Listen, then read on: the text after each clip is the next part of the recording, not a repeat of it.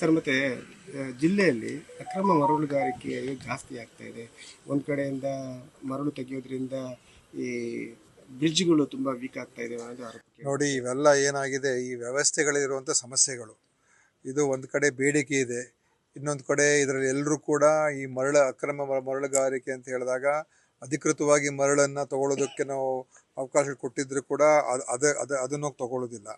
ಮತ್ತು ಈ ರೀತಿಯಾಗಿ ಸುಲಭವಾಗಿ ಸಿಗುವಂಥ ಮರಳಿಗೆ ಎಲ್ಲರ ಮೇಲೆ ಕಣ್ಣು ಅದರ ಮೇಲಿದೆ. ಅದು ಇವತ್ತು ನಿನ್ನೆಯಿಂದ ಆಗಿರುವಂಥದ್ದಲ್ಲ.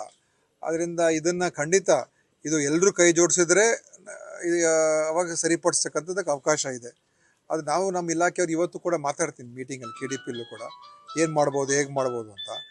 ಈಗ ಮೊನ್ನೆ ಬ್ರಿಡ್ಜ್ಗಳೆಲ್ಲ ಹೋಗಿರೋದು, ಕನಿಷ್ಠ ಬ್ರಿಡ್ಜ್ನ ಹತ್ತಿರದಲ್ಲೂ ಕೂಡ ಮರಳನ್ನು ಬಿಟ್ಟಿಲ್ಲ ಅಂತ ಹೇಳಿದ್ರೆ ಜನ, ಇದು ಅಂತಿಮವಾಗಿ ಕೋಟ್ಯಾಂತರ ರೂಪಾಯಿ ನಷ್ಟ ಆಗ್ತಾ ಇದೆ. ಯಾರು ದುಡ್ಡಿದು? ಜನರಿಗೆ ತಾನೇ ತೊಂದರೆ, ಈಗ ಓಡಾಡೋಕ್ಕಾಗ್ತಾ ಇಲ್ಲ.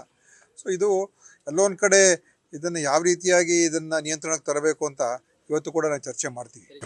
ಸರ್ ಮತ್ತೆ ಜಿಲ್ಲೆಯಲ್ಲಿ ಅಕ್ರಮ ಮರಳುಗಾರಿಕೆ ಜಾಸ್ತಿ ಆಗ್ತಾ ಇದೆ. ಒಂದು ಕಡೆಯಿಂದ ಮರಳು ತೆಗೆಯೋದ್ರಿಂದ ಈ ಬ್ರಿಡ್ಜ್ಗಳು ತುಂಬ ವೀಕ್ ಆಗ್ತಾ ಇದೆ ಅನ್ನೋದು ಆರೋಪ. ನೋಡಿ, ಇವೆಲ್ಲ ಏನಾಗಿದೆ, ಈ ವ್ಯವಸ್ಥೆಗಳಿರುವಂಥ ಸಮಸ್ಯೆಗಳು. ಇದು ಒಂದು ಕಡೆ ಬೇಡಿಕೆ ಇದೆ, ಇನ್ನೊಂದು ಕಡೆ ಇದರಲ್ಲಿ ಎಲ್ಲರೂ ಕೂಡ ಈ ಅಕ್ರಮ ಮರಳುಗಾರಿಕೆ ಅಂತ ಹೇಳಿದಾಗ ಅಧಿಕೃತವಾಗಿ ಮರಳನ್ನು ತಗೊಳ್ಳೋದಕ್ಕೆ ನಾವು ಅವಕಾಶ ಕೊಟ್ಟಿದ್ದರೂ ಕೂಡ ಅದನ್ನು ತಗೊಳ್ಳೋದಿಲ್ಲ. ಮತ್ತು ಈ ರೀತಿಯಾಗಿ ಸುಲಭವಾಗಿ ಸಿಗುವಂಥ ಮರಳಿಗೆ ಎಲ್ಲರ ಮೇಲೆ ಕಣ್ಣು ಅದರ ಮೇಲಿದೆ. ಅದು ಇವತ್ತು ನಿನ್ನೆಯಿಂದ ಆಗಿರುವಂಥದ್ದಲ್ಲ. ಆದ್ದರಿಂದ ಇದನ್ನು ಖಂಡಿತ ಇದು ಎಲ್ಲರೂ ಕೈ ಜೋಡಿಸಿದ್ರೆ ಅವಾಗ ಸರಿಪಡಿಸ್ತಕ್ಕಂಥದ್ದಕ್ಕೆ ಅವಕಾಶ ಇದೆ. ಅದು ನಾವು ನಮ್ಮ ಇಲಾಖೆಯವ್ರು ಇವತ್ತು ಕೂಡ ಮಾತಾಡ್ತೀನಿ ಮೀಟಿಂಗಲ್ಲಿ, KDPಯಲ್ಲೂ ಕೂಡ ಏನು ಮಾಡ್ಬೋದು, ಹೇಗೆ ಮಾಡ್ಬೋದು ಅಂತ.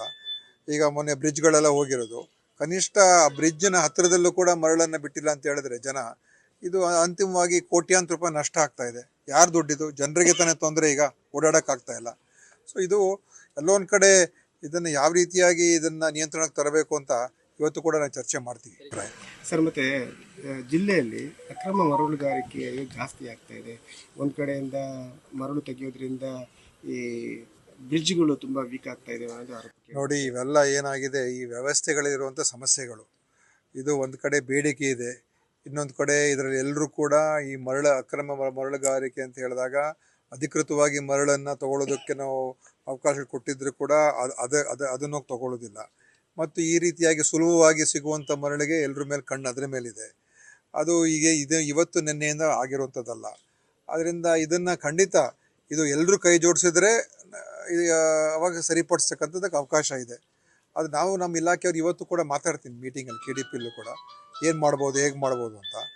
ಈಗ ಮೊನ್ನೆ ಬ್ರಿಡ್ಜ್ಗಳೆಲ್ಲ ಹೋಗಿರೋದು, ಕನಿಷ್ಠ ಬ್ರಿಡ್ಜ್ನ ಹತ್ತಿರದಲ್ಲೂ ಕೂಡ ಮರಳನ್ನು ಬಿಟ್ಟಿಲ್ಲ ಅಂತ ಹೇಳಿದ್ರೆ ಜನ, ಇದು ಅಂತಿಮವಾಗಿ ಕೋಟ್ಯಾಂತರ ರೂಪಾಯಿ ನಷ್ಟ ಆಗ್ತಾ ಇದೆ. ಯಾರು ದುಡ್ಡಿದು? ಜನರಿಗೆ ತಾನೇ ತೊಂದರೆ, ಈಗ ಓಡಾಡೋಕ್ಕಾಗ್ತಾ ಇಲ್ಲ.